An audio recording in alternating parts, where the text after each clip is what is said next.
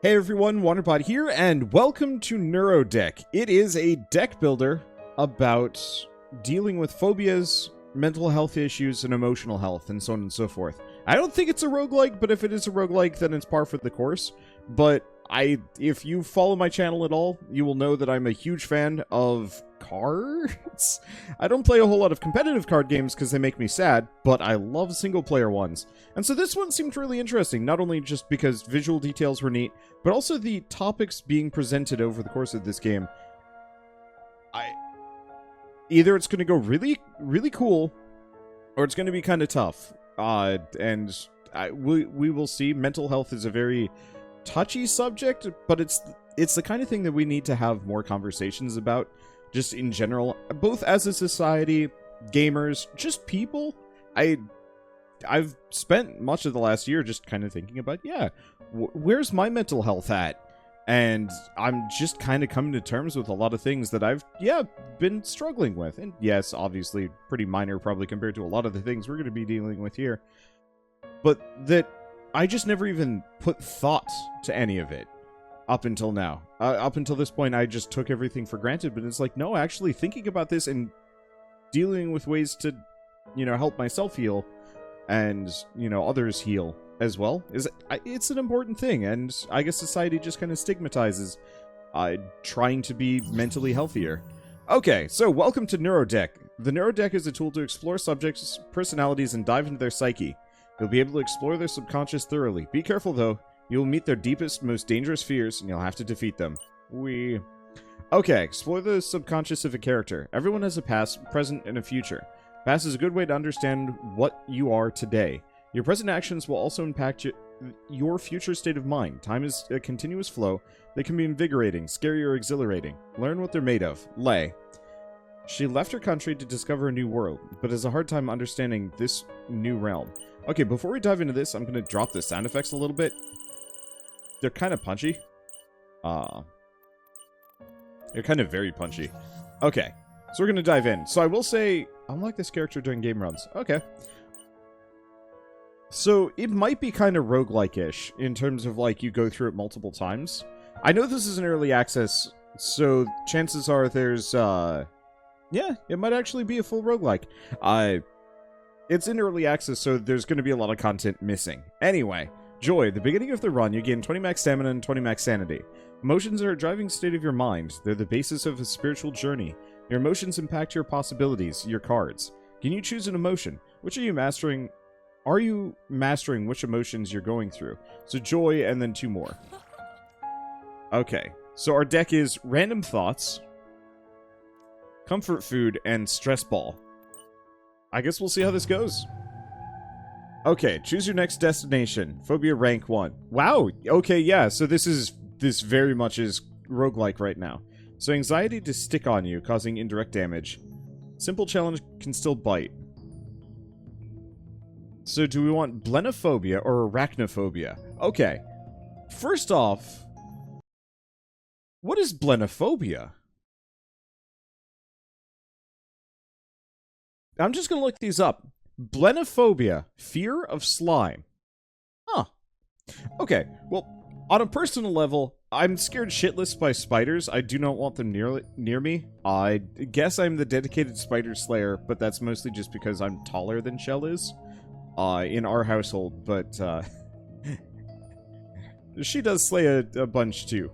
But I guess on a personal level, when I was very young, one of my earlier memories as a small child, my parents kept our baby bottles around for a lot longer than most people normally would, because they were perfect when you were sick. So 4-year-old me, I think it was 4-year-old me, I had strep throat and I was on the couch.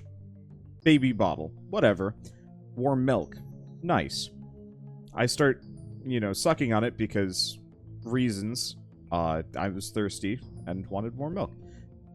And it was like there was a hair. And I remember pulling it away and seeing it wasn't a hair. It was weird. It was segmented. So I looked at it, unscrewed the top of the bottle, looked in. There was a dead spider sticking out of the bottle. Or, stuck in the cap of the bottle with its legs stuck out one of the holes, and it was just like, duh. Anyway, so I've been scared scared of spiders ever since, especially because I want to say like a couple months later we saw the Lost in Space movie, and that just like firmly cemented my absolute terror of anything with a lot of legs. Anyway, dive into this one. So I might be sitting around just relating to things as we go by. So, Mind Focus sacrifices stamina but lets you draw a card. Use it. These are your action points. Most of your actions cost 1 action point. When you reach 0, Phobia plays its turn and so on. Okay. So it's going to bite me, lose 25 sanity, you lose 25 stamina. So, Phobia only has 25 HP. Rested. Okay. I gotta look at some of these. So this costs me stamina. A lot of these cost me stamina. But I regain 40 stamina after every round. So draw 1 card, lose 8 stamina. If you have 0 stamina, lose 8 sanity instead. Okay, so comfort food is not helpful here. We might as well just do random thoughts, and then stress ball.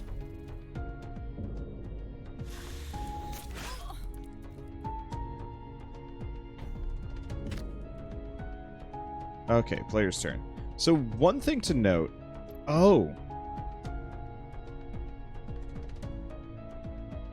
End your turn if you have nothing left to do. You'll regain 10 plus 10 stamina for every unused action. Okay.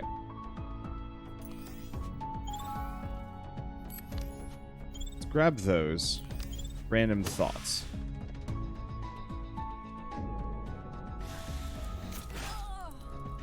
Boy, Spidey is getting nibbly.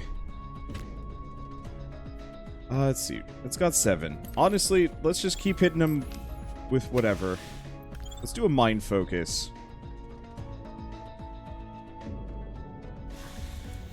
I can't even do that. Eee. I like the presentation here. Okay, so let's do comfort food, and then random thoughts.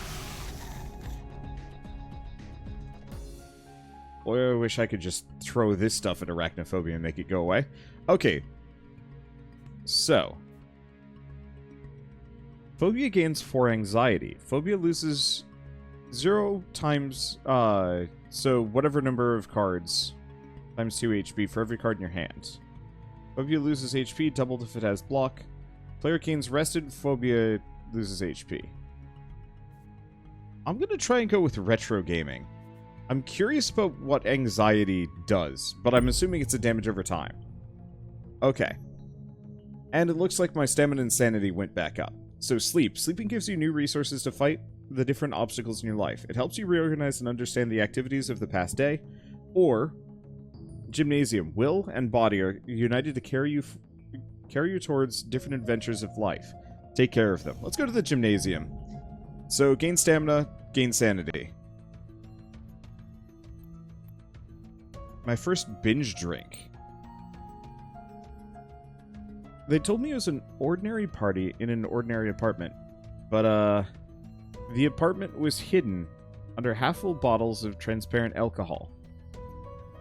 After 2 glasses, we started just drinking whatever we could lay hands on. To start with, it was fun. I danced with the others, even though I usually never dance. We talked about sex, even though I never talk about sex.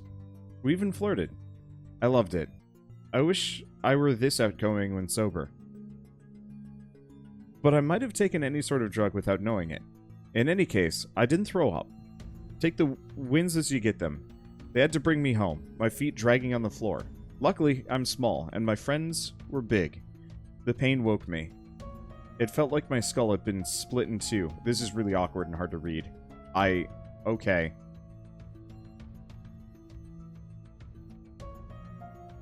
Okay, is that it? Pain woke me, skull had been split in 2, lasted all day, stayed curled in a ball until the late evening, as if I were sick. And sure, let's go with let's go for the max sanity. Because the longer I can outlive, I can get stamina back. So, Haptophobia. Locks your card and puts its filthy hand on you. Well, you know what? I'm just gonna look these up as we go by. What is Haptophobia?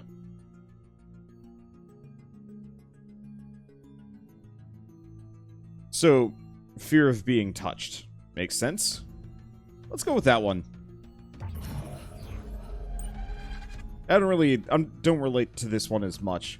I'm not a very touchy person.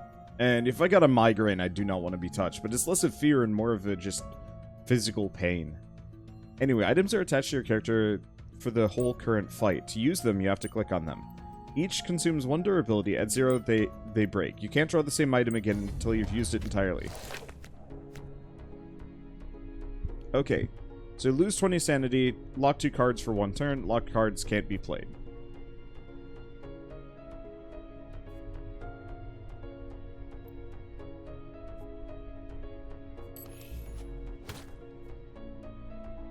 Okay. Let's do a mind focus. There. So, anxiety looks like it might have limited duration? Question mark?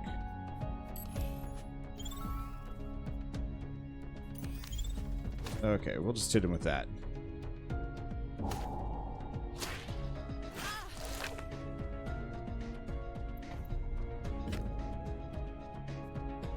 Let's see.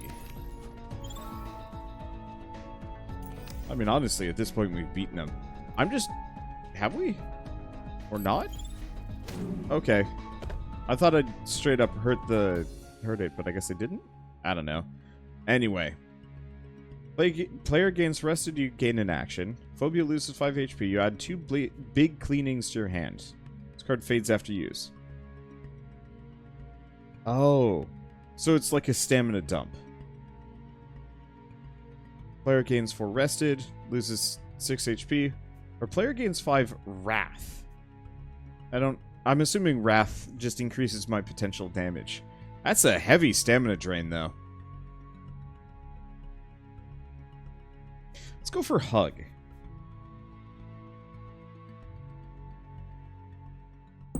That seems more useful. Okay, let's try sleeping this time.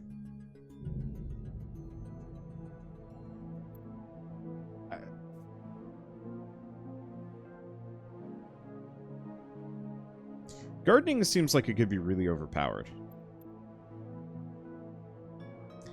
I'm gonna read it. I'm not comfortable about this. This feels very voyeuristic. Unfortunately, the text speed goes by really fast. Or not really fast. Equal parts, like, kind of fast, so it's hard... Well... No, really, it's just slow as heck, so I'm gonna just wait until it's halfway out. I don't know where my head's at. My head's elsewhere.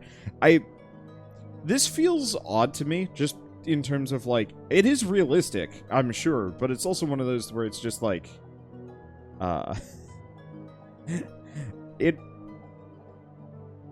This feels like the kind of thing that I would only want to learn about a person, just from, like, a realism standpoint, after I've gotten to know them more, and so, like...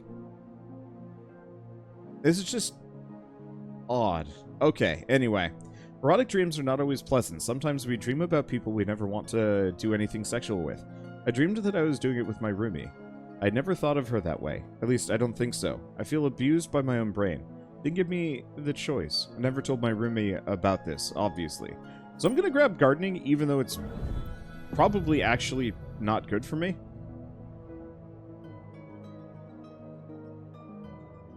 Okay, unlock a trait. Or transform your capabilities into something bigger and better. So this might upgrade a card, and this might give me a... I have no idea what traits do. Let's try a trait. Let's see what those do. Okay. Neurodeck would like to know more about you. Get a special reward at the end. You set an alarm to get up and go to work tomorrow. You give yourself...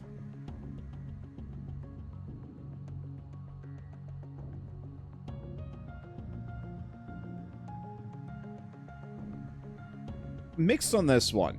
I am a 3-alarm kind of guy. Mainly because I don't trust alarm clocks. I've gotten screwed over by them in the past.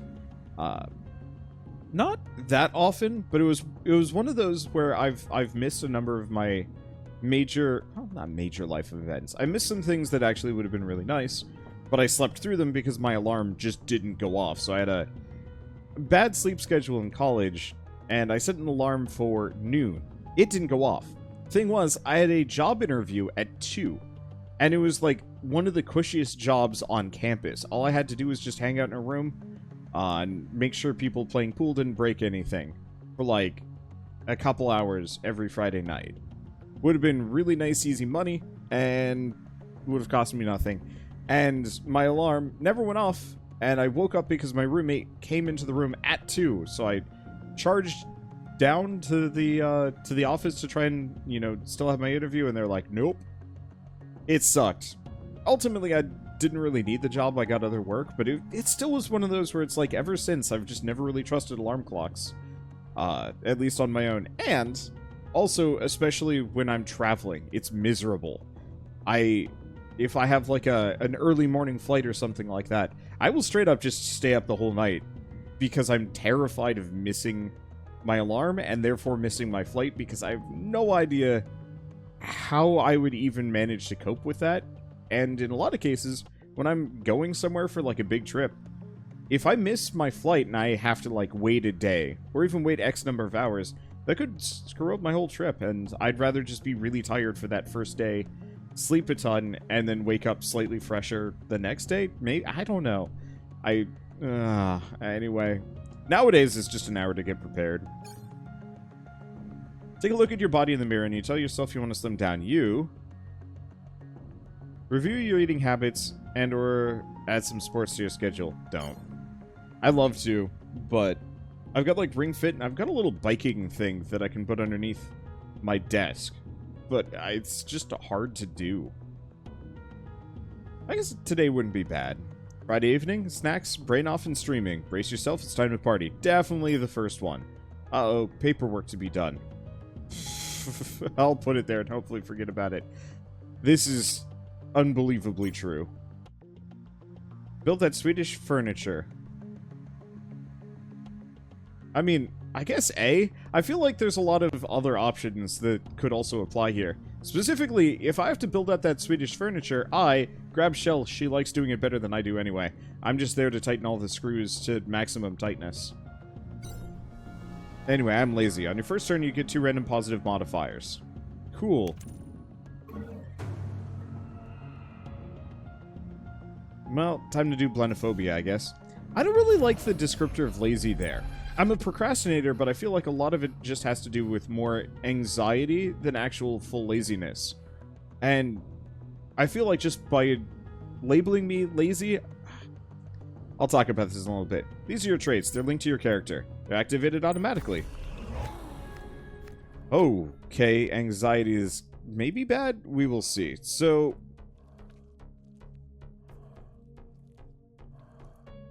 what do we got? Player does 2 more HP damage during their turn and gains 3 health. Okay. So I guess let's just do random thoughts and gardening. And then we just rest early for some extra stamina.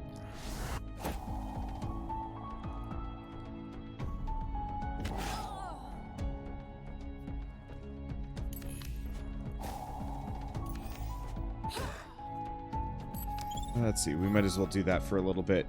But I've always hated when people call me lazy.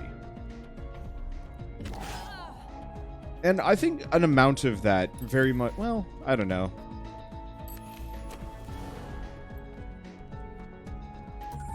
An amount of that just boils down to... I like working. I just hate working on things that I don't like. Oh, I do have an item.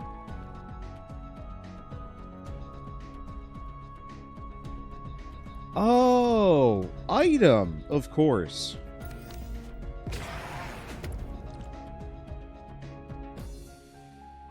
So I should keep an eye out. This is an item. So I play it, and then I gain the item.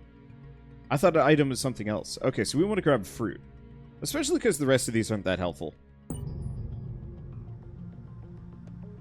Okay, sleep or survey. Let's keep going for the traits. Okay, you fail an entrance exam. Though you're certain you're among the best of the group. Yeah, look on the bright side, you know what you're worth, and there's still much to learn. This victory was not for you, at least not this time. I don't get discouraged easily. I discourage myself, but failure rarely actually puts me down. Let's see, you're walking down the street, your pants rip apart, right in the crotch area.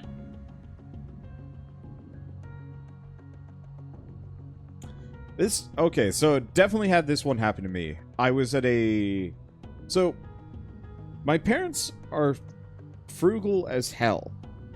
And so, for clothes, for example, would only replace them if they were old and ratty, or if they didn't fit anymore. Makes sense. I had a swimsuit that I had been wearing for years. And the thing about swimsuits and chlorine is chlorine slowly eats away at the fabric. And so, I already could tell, like, my swimsuit had some holes, but none of them were bad holes.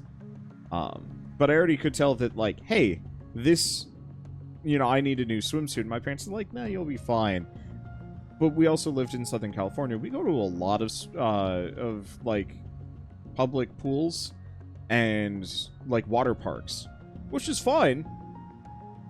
We get there, and I think within half an hour, my swim trunks ripped open right in the crotch area.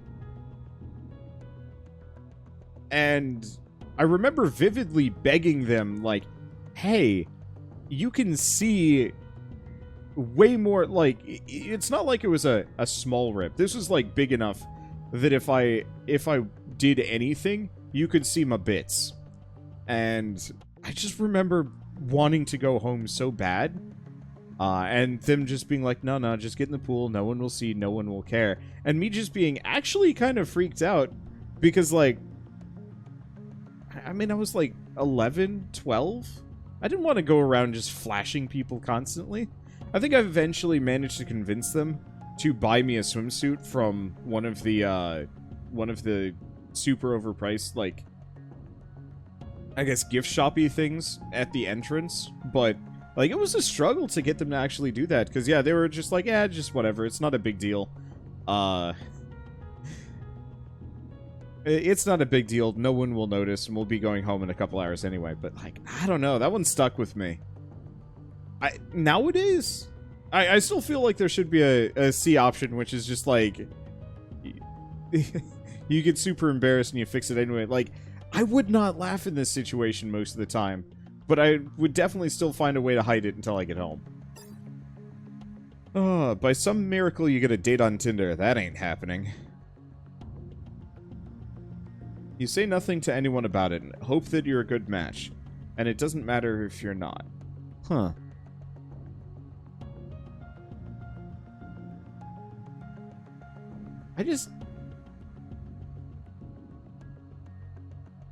I think part of it is I'm having trouble with a lot of these options, because to some degree this is getting to know me, but not this character here.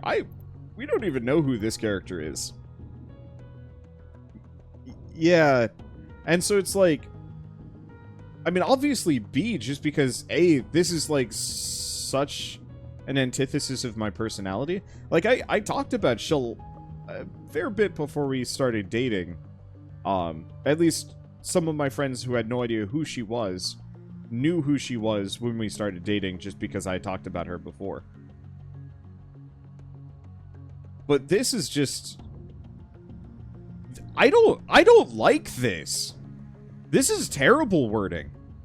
In any case, you're gonna get some tonight, no matter what it takes. Like, that's not good.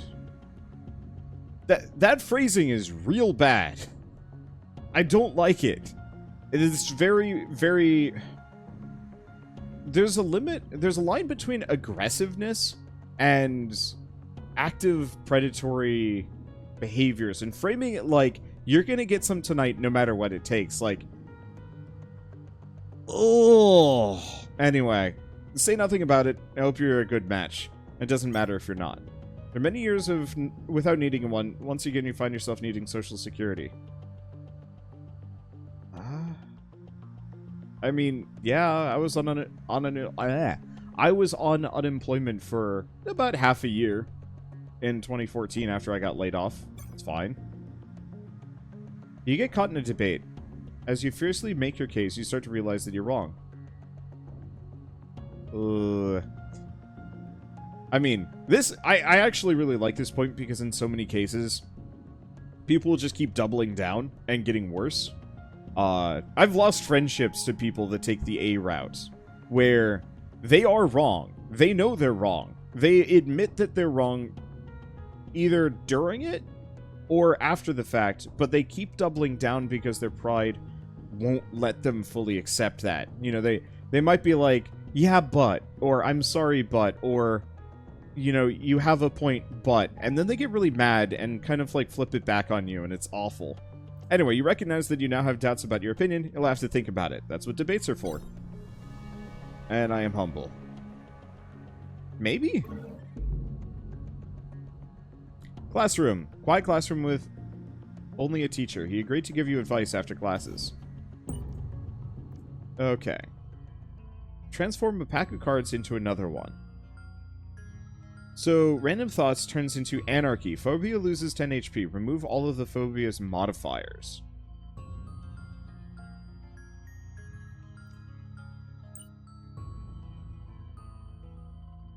Hurts my stamina. Oh, I can change them, though.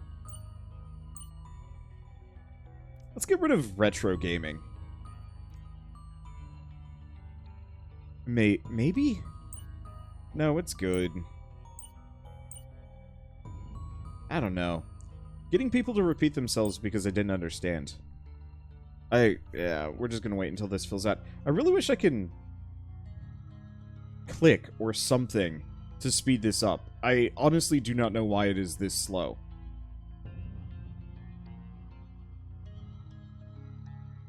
And I said at the beginning of this video, I feel like this could either go really well and really make me confront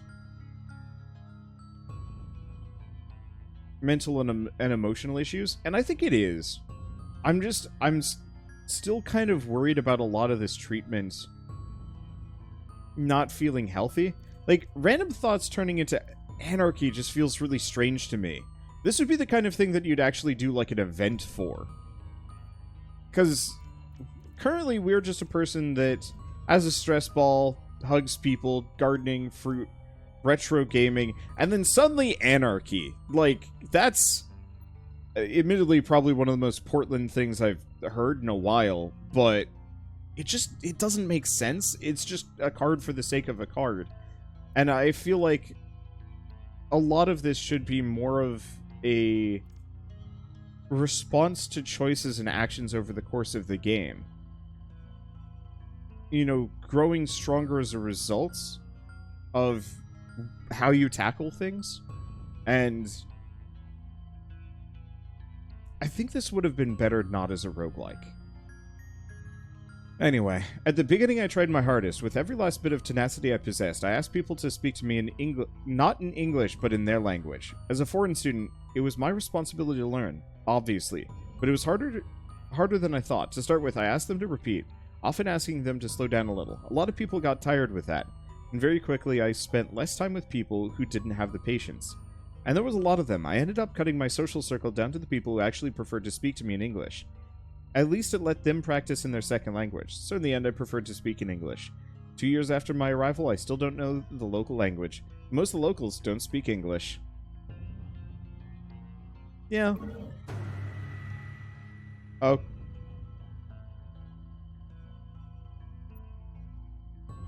Okay.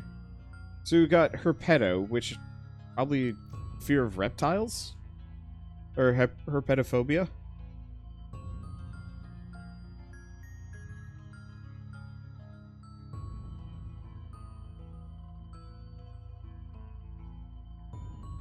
Herpetophobia. Yep, fear of reptiles. Tocophobia, I believe, is a fear of babies. Pregnancy. So it's just fear of pregnancy, less so fear of babies. Primary is a morbid fear of childbirth in a woman who has no previous experience of pregnancy. I feel like so much of this would be better served by having like a full-on story. Like, make this into a visual novel that you're talking with people, and you might have dialogue. You know in an RPG where you get to make like a skill check. So normally, say if you need to make like an intuition check in D&D to see if a person is lying to you or not. I feel like that's where the deck building should be. So you're having a conversation with somebody as part of the visual novel segment, and suddenly you actually have to combat a phobia, an anxiety, a something. It could be like you're just in a social situation and your social anxiety is rearing its head, and you have to say like, okay, I need to like either calm down or leave. And depending on how you play your cards and how things go, so building off of this story idea, you're in the middle of the party, you're talking to people, you know it's important, but your social anxiety is getting worse and worse, and so you have to deal with it.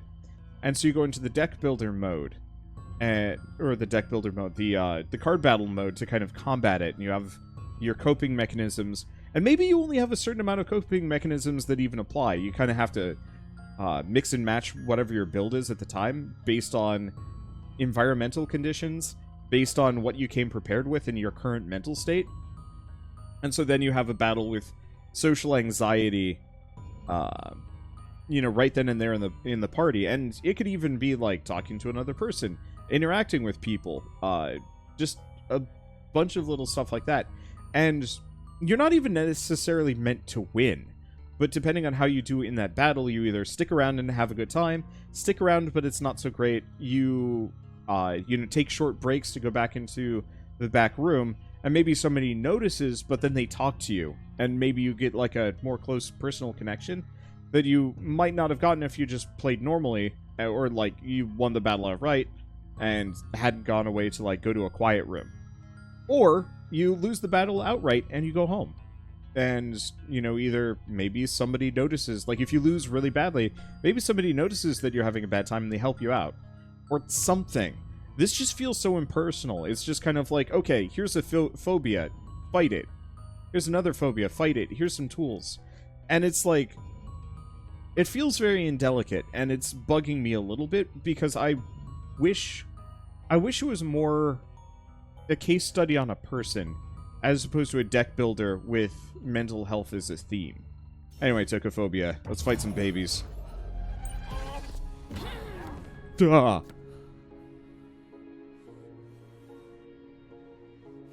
Okay, so I guess mild admission here. I'm not gonna say I have tokophobia myself, but this is making me really uncomfortable. Okay, gains 20 wrath. Yep. Does more and more damage. Okay.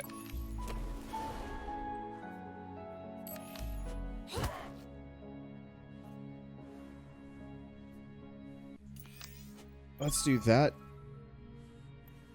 And let's just end turn, get some stamina back. Okay. There we go. Oh, my stamina caps out at 90. This is just really weird. I get it. I get why it is the way it is. Okay, that's a nice big hit. Alright, let's regain some statistics.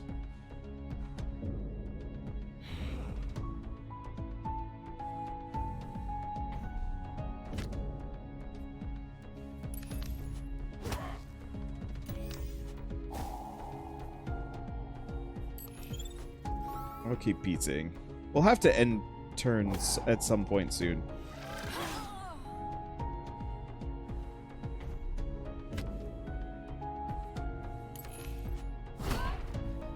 To go back to my example, this would be the kind of thing that would almost be like a conversation with the parents on like life plans, or even a romantic partner. And like so many of these things could almost be unlocked over the course of a non-linear campaign, like a comfy bed. What if I actually had to, like, go out and intentionally buy it? You know, maybe you have action,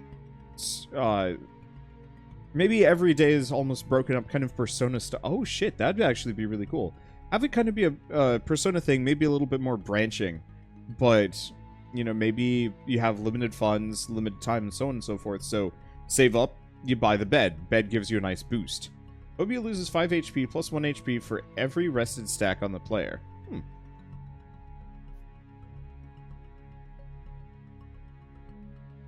That's interesting. No, we want to go for a kombucha. Regain 15 sanity for every active item you have.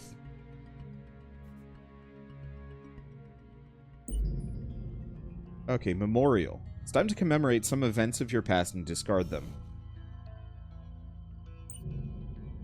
Okay, we can lose random thoughts or comfort food. Let's lose random thoughts.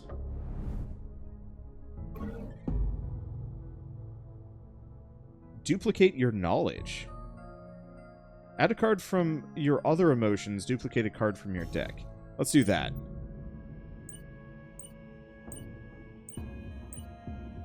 Okay, and we want to duplicate probably gardening.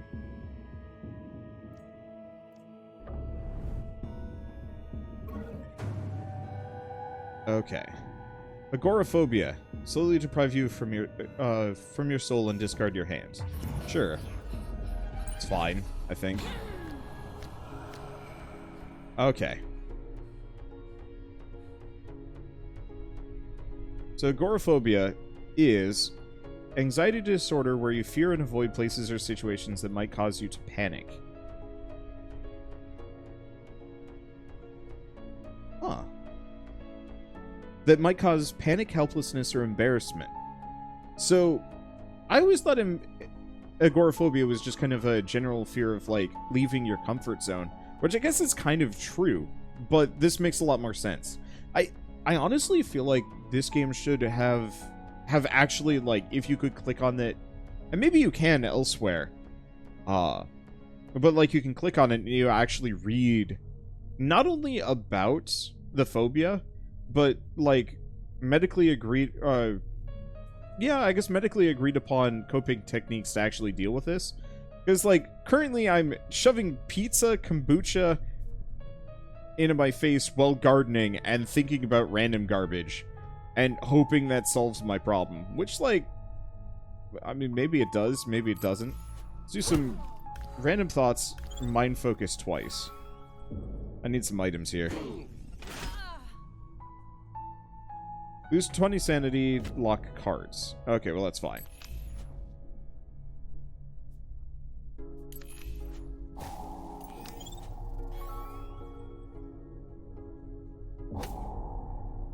Let's see. Player gains sorrow. Locks a card at the end of their turn. Alright. That's fine. I gain gardening. Oh, every unused action. Okay, let's hug, and then let's end turn.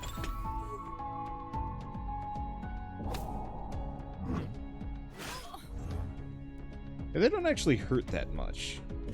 Oh, and I can see their kind of general attack plan. Well, that's fine. So we're just gonna hit them with gardening, and then just end our turn to gain a nice stamina boost.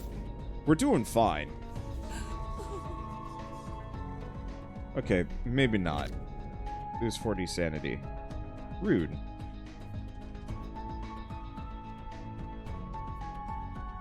Well, let's just chuck pizza in face. And then end turn.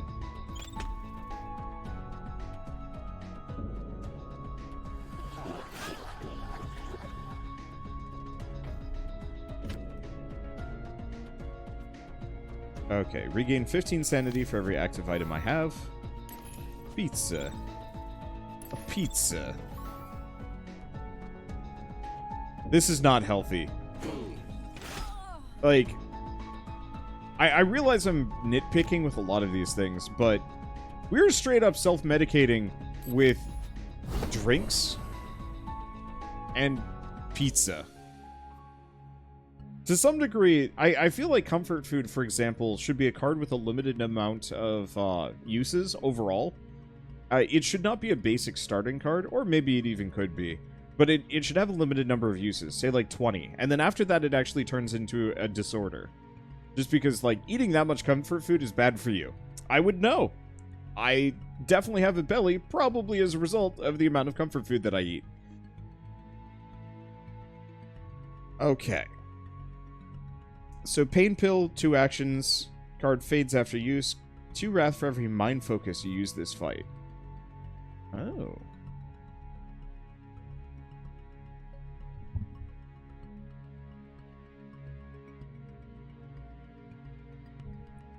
It's maybe not a bad idea.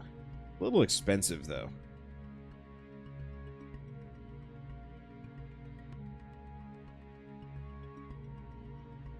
I'm gonna skip. I don't think we want any of these. Actually, let's just go Pain Pill. I hate picking Pain Pill, though. Unlock a new card you'll be able to get in future runs. Revive new memories from the past. And choose the path of your character. How far does this go? I have no idea. Okay. Who are you? An entertainer. When you go out, you seek spending time with your friends, meeting new people. Probably time with my friends. Joy comes from definitely idealism. I honestly don't know what to do with money after a certain point. Like, from my perspective, sufficient video games to keep me entertained, sufficient technology so I can just do things, a decent house, enough food that I'm not just eating the same stuff over and over again, and then maybe a couple of vacations. Like, I've never really understood making, like, bucket loads of money and then spending them on what exactly. Like, anybody that owns, like, multiple properties, unless they're specifically doing landlord stuff, I don't understand it. Anyway, idealism. Stroll. Card is now unlocked. Find as a card reward. Sleep or phobia defeat. To add it to your deck. Get passive 1 turn. Equipping items does not use actions. You gain 1 action. Huh.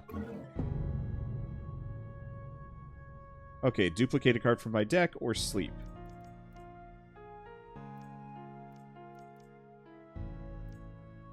The big issue is we need stamina gain. So let's sleep and see if I get Stroll.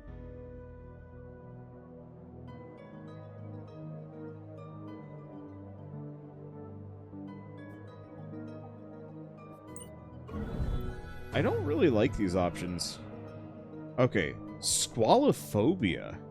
Squalo eats your card and snap on your neck.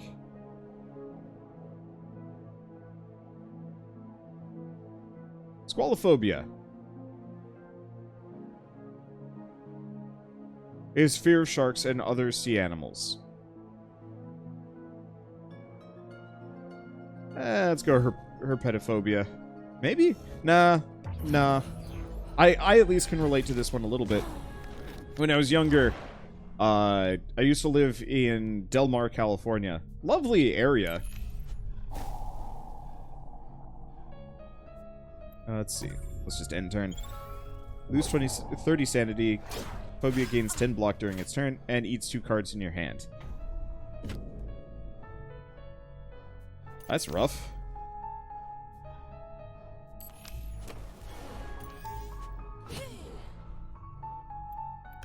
Might as well mind focus. When he eats my cards, are they gone for good? I kind of hope not, because that would be rough. Okay. Let's do Stress Ball, Gardening. Do we go for another Gardening? Yes. I'm just gonna smack the hell out of this shark. Anyway, I lived in Del Mar, California. Lovely area, if you're ever in the region. And admittedly, not entirely sure.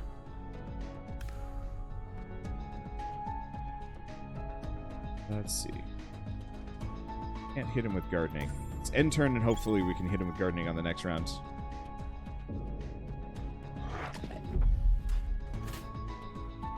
My cards. Yeah, it looks like I'm getting my cards back. So I'll hit him with that, and then we gotta gain more stamina. But so we used to live kind of at a part where the... Oh, he actually is just eating them. Like, they're gone. I might actually be in trouble here. Oh well. Let's see. Gardening. Other gardening. Nope, we live. I guess I gotta remember, I can use my items if I have to.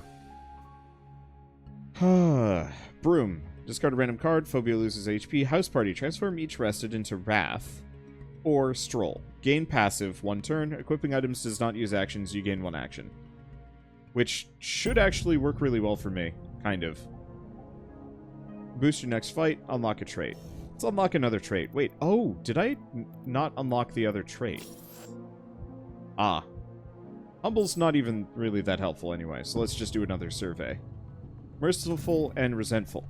One of your friends is stressed out, practically having a panic attack. You say something that gets on her nerves, and she lashes out at you with unkind words.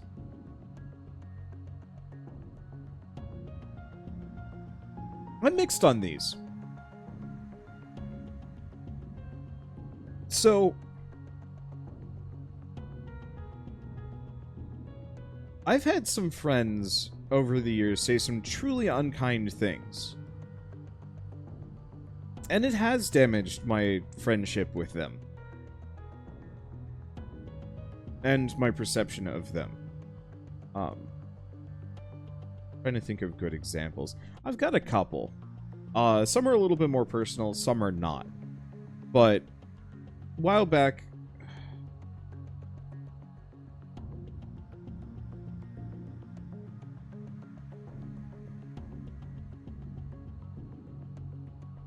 A while back, I had a friend that was upset. And they were upset, and they were yelling, and they were saying unkind things. And at the end of all of it, I guess not quite the same, but at the end of all of it, I said, hey, you know, I realized that was kind of heated, but I need you to apologize for me to get over what you had said. And they didn't. They blew back up again. They actually doubled down and got, like, so much worse. And wrote, like, a 4-page thing just attacking me. I've actually had this happen with 2 different friends. Very similar personality types, too, to some degree. Where I effectively say, like, hey, man, what you just said, what you just did wasn't cool. And I get that you were coming from a potentially bad place. And, like, I can at least try and empathize with that, but at the same time, you gotta realize that, like, what you just said and did hurt me. And so, while I would say nothing, if it was, like, a one-off thing, or if, like, what they said was just kind of, whatever. If it's something that they spoke from the heart, and, like, said kind of to damage me, whether or not they're in a compromised position... Like, you don't just say that and not apologize. You don't just attack someone outright and not say sorry. And, like I said, so much of this lacks nuance here. Because I have an A or a B. And, like, this feels gracious and nice. This feels very much, like, controversial and angry. But I'm going with this one just because, like, any friends that is willing to attack you in a moment of weakness and not recant or feel remorse for it, that's not a friend. That's just somebody that wants to potentially use a punching bag. And yeah, sure, maybe I said something that got on their nerves, but like I said, this needs nuance. And there's no follow-up either. You have a one-off opportunity to get revenge on someone who hurt you. You're never this lucky, and on top of that, this opportunity dropped in your lap, all right for the taking, without costing you a penny or damaging your reputation. I don't like these. I don't like this.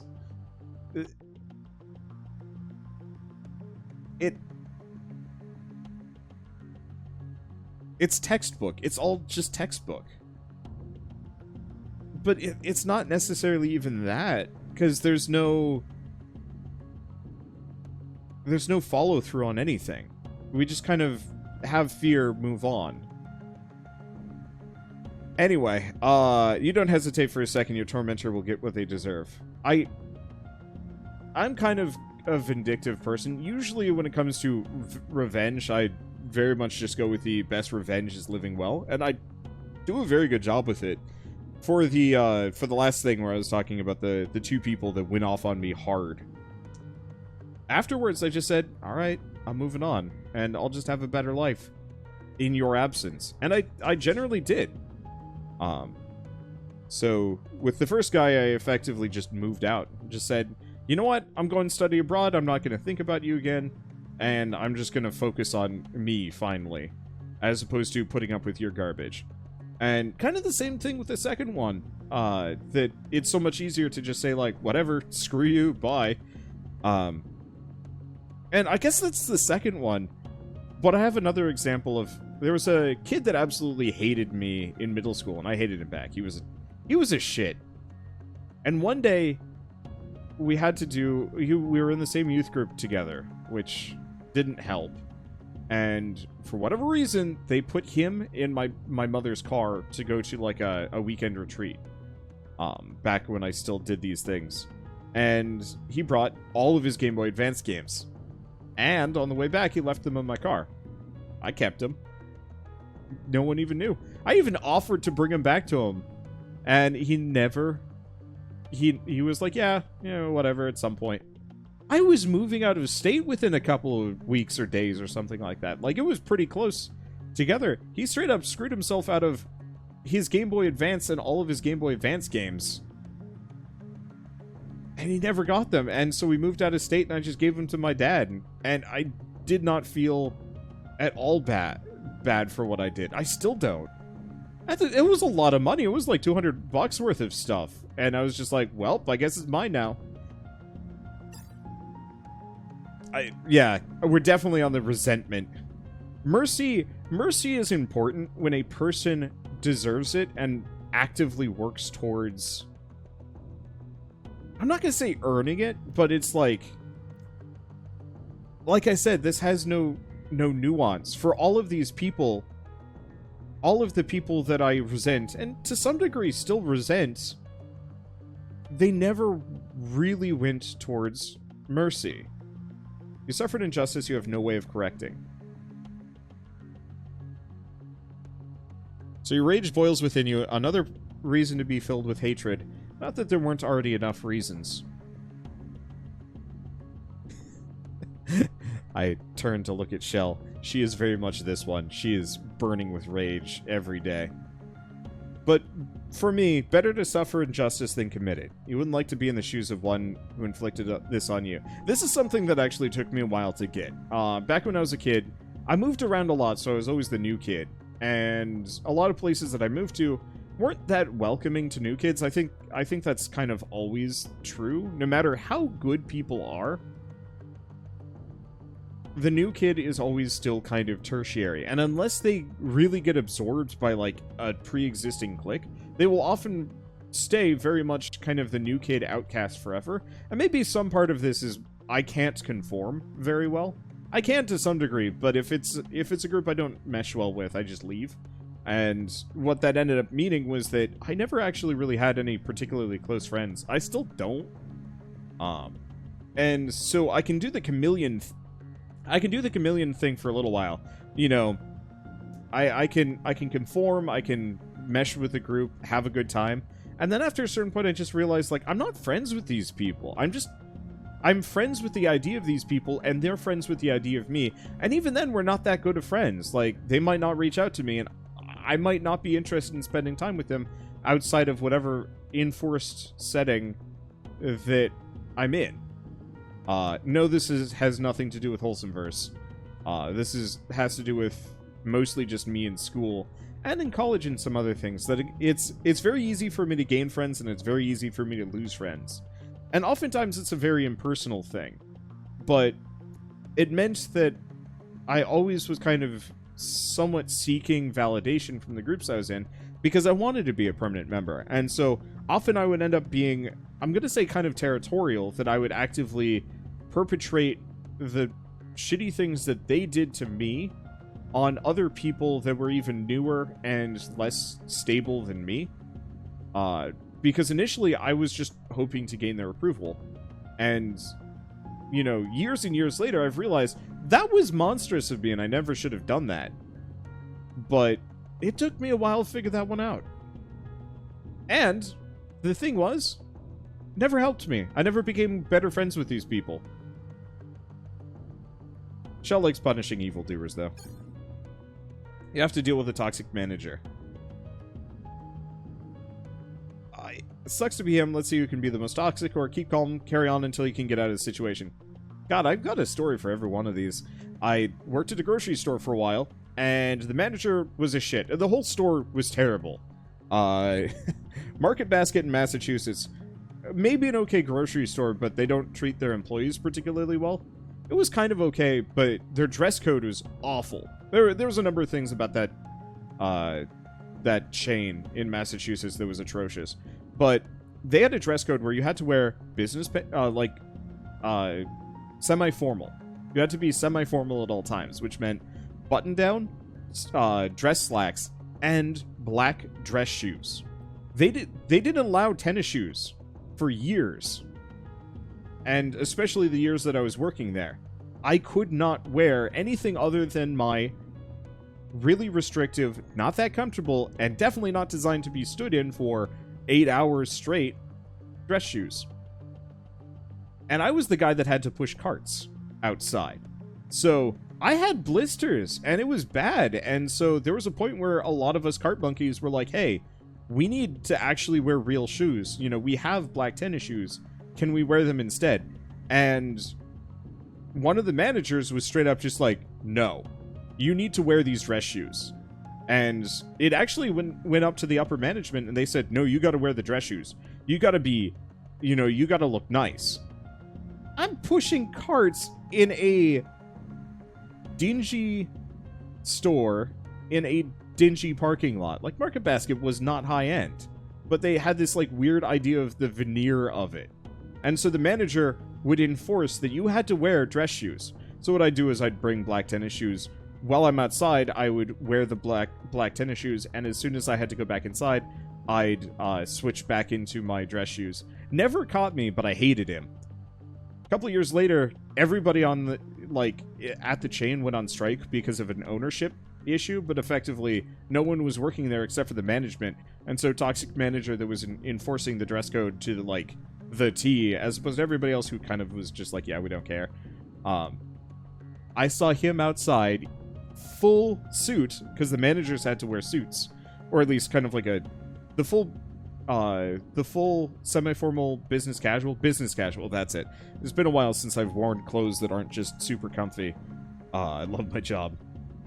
But he was out there, dress shoes, dress pants, button down, tie, and like a jacket that all the managers had to wear. And it was like 90 degrees out, and I was just like, it was pure schadenfreude. But no, I didn't do anything to him. Did something morally wrong, you feel guilty. To err is human, and you are human. It is brave to forgive others, and just as brave to forgive yourself, or when you look in the mirror, you hate your every reflection. Ugh. I am apparently merciful. Whenever a phobia deals sanity damage, I gain stamina. So that's actually a really good trait. Okay. That's actually really good. I'm gonna gain some max stamina, because now I can heal myself, but we need stamina to actually do anything. Mysophobia or masculinity. Let's just go with this one. Masculinity grows stronger when you think it's a weak challenge.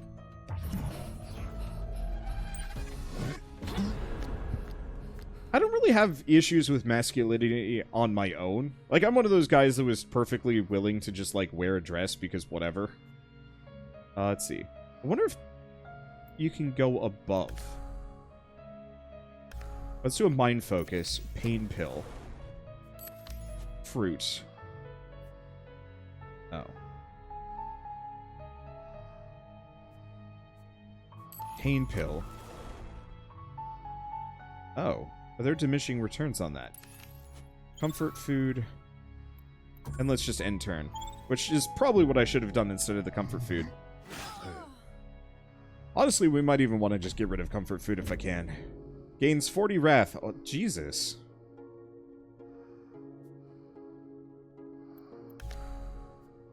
Stress ball. Oh, balls. Again? Again. Oh. Did he hit me back?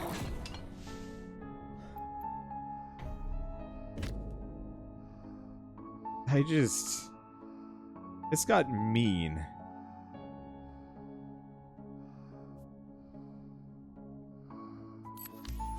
I'm just gonna kombucha. And we're just gonna end turn, because I'm out of stamina anyway. I forgot to equip that trait, didn't I?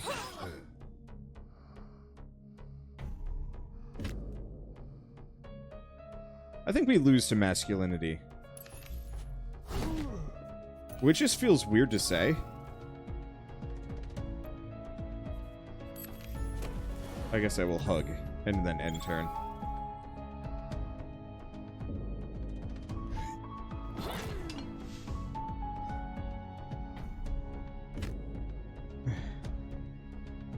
Oh, that's not helping.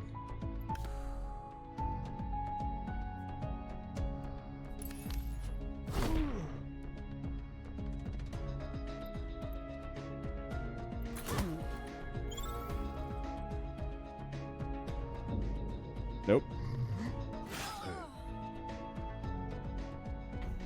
Wait, how did I live through that? It was supposed to do 110 damage. Okay. Let's just skip these. Alright. Well, at this point, I'm gonna stop. I like this game as a conversation piece, but I think as an actual piece of media to make me confront issues, it doesn't feel like it's much deeper than those personality quizzes that you could take on like Facebook 10 years ago, 12 years ago? I don't know. You know, the ones where you just kind of like do the quick poll and you're like, yeah, I agree with this option. Yeah, that's me. That's me. Oh, I'm Hufflepuff. And, then it just kind of validates your existence. But it's like, I haven't learned anything here. And honestly, half the things that I even have in my deck, I'm not big on. Pain pills? I mean, it's a temporary thing, but I feel like pain pills need to have a detractor. Like, the more pain pills you use, you should get a negative trait for that. The more anarchy you do, there should be some kind of negative consequence to some of these things, that there is no nuance to these as coping mechanisms. So if I mean, obviously comfort food is kind of a trash card, and maybe that's kind of the point of it, that the better cards are the healthier alternatives, and that is potentially like that is potentially the balancing act, that comfort food is still a net positive, it's just not very good. But I feel like there could be so much more nuance to this. And honestly, if you strip away the deck building, there's not a whole lot about mental health with this currently. And maybe it's just that I'm looking for something that is a little bit more mental health focused and positive and constructive. And what I need to do is realize that this is just a game. This is just a game with a veneer of mental health, with a couple of maybe useful bits and relatability in there, that, looking for real therapy from a video game is probably not my best option here. Puts me at a bit of a spot. Don't know where to go on that one. Can I think we're past this point, but I can't see the map, so I guess not. I don't know. Anyway, it's neat, but do not go into this game with the expectation that you are playing this for any kind of real insight to yourself or your environment, or as a case study in someone else's mental health. That we know nothing about this character apart from the fact that they have weird dreams about their roommates and have binge drank at parties. And it's like, I don't know. I wish there was a little bit more of a story of a person's path or something here. Because currently, right now, we are just shoving pizza in our face, quaffing endless kombucha, and gardening as hard as possible to get over our various anxieties and traumas. And, okay, so that's not necessarily a bad way to do it, but it doesn't really feel like we're making progress there so much as we just kill it kind of arbitrarily. And then maybe it even comes back.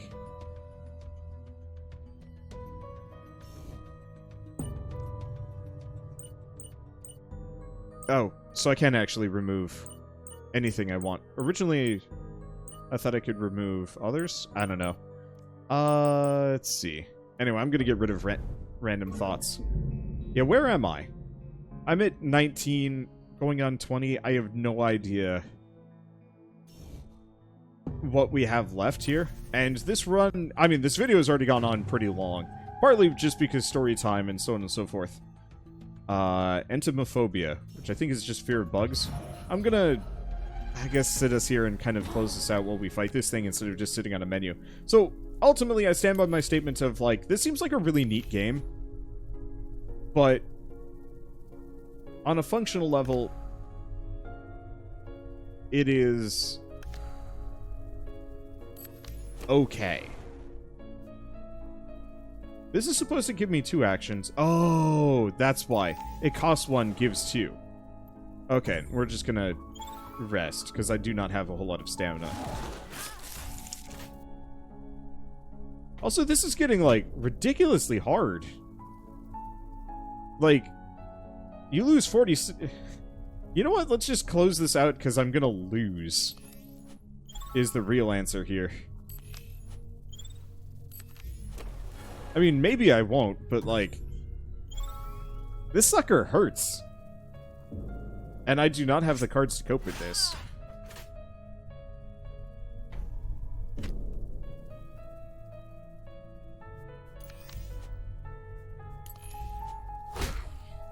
Because I can, like, maybe do, well, an okay amount of damage to it.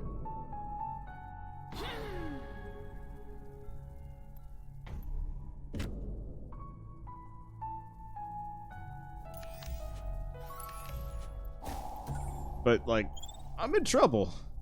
And that's, I guess, okay. I think the other thing I would say is...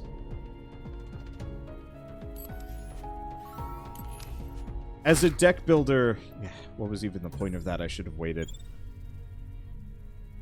As a deck builder, I'm not terribly interested. There's a little bit of a build I've got going on here, but... this game needs more synergies to make it truly interesting. I played another game recently where I kind of talked about how roguelikes need more of a special sauce to really make them good.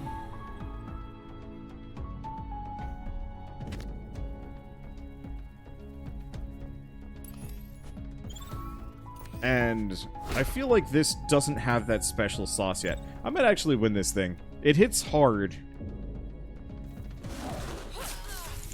No, I'm dead. That's okay, let's see what happens when I lose. Yeah, there's nothing I can do at this point. Kill me, fear of bugs.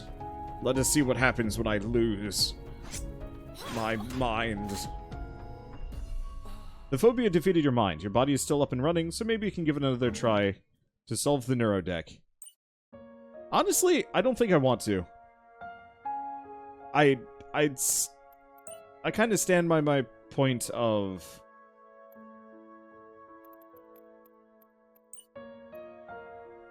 Okay, so it's Lei, who has anger, surprise, and joy. And then Jupiter, who has sadness and disgust.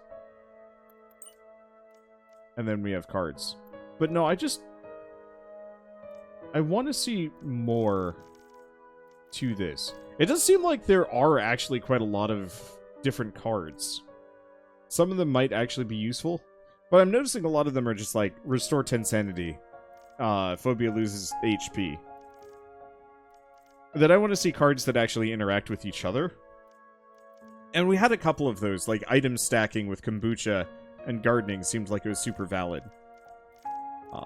And maybe there's more later on, but I don't know. I think I was hoping for more of a focus on mental health and, like, actually healing. As opposed to, like, show, don't tell. That we have learned nothing and we have seen nothing about the character that we were playing as.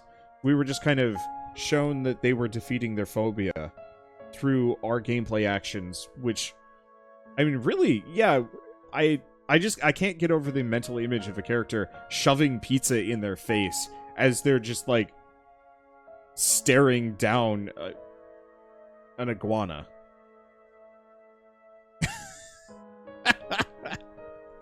They've got, like, they got a succulent in a pot and they're aggressively watering it while just shoveling pizza and kombucha into their face. Like, that is what we did.